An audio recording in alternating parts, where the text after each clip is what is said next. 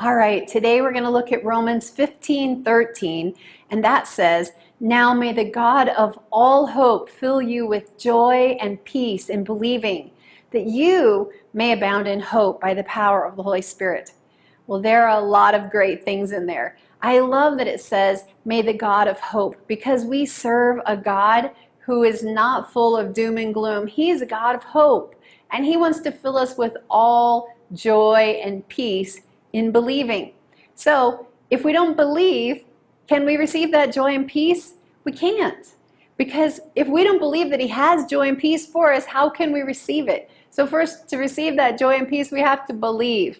Okay? First of all, that He is a God of hope and that He wants to fill us with joy and peace. And why? So that we can abound in hope. We can also be like Him, like our Father, and in the power of the Holy Spirit. Because without the Holy Spirit, we do not have the power that we need to have joy for even 1 minute, is it?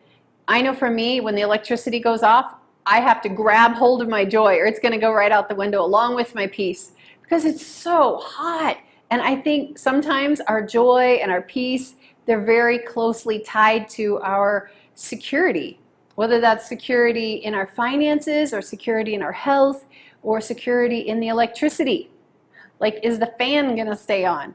But you know what? This verse is like right in the middle of the chapter. What comes before it? Because you know what? The beginning of verse 13 has one really important word, which is now. So if he's saying now, that means there's a condition before it. So what comes in the beginning of Romans 15?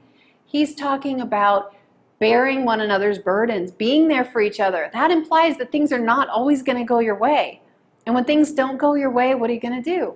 And even if things are going your way, we shouldn't just be thinking about ourselves. We should be thinking, how can we help our brother and sister? How can we lift their burden?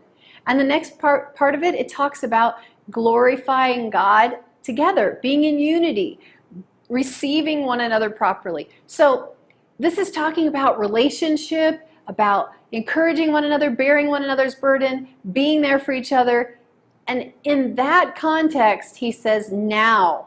Now what? Now after you've been there for other people, now after you've helped lighten their load, after you've encouraged, after you've gone the second mile with someone else, now may the God of all hope fill you with joy and peace in believing, so that you can abound in hope by the Holy Spirit. So this week, as you're looking how to go that second mile, I just want to encourage you.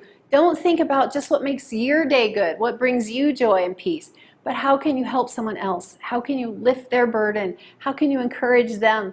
And then I so know that God is going to fill you with all joy and peace because He is our God of hope.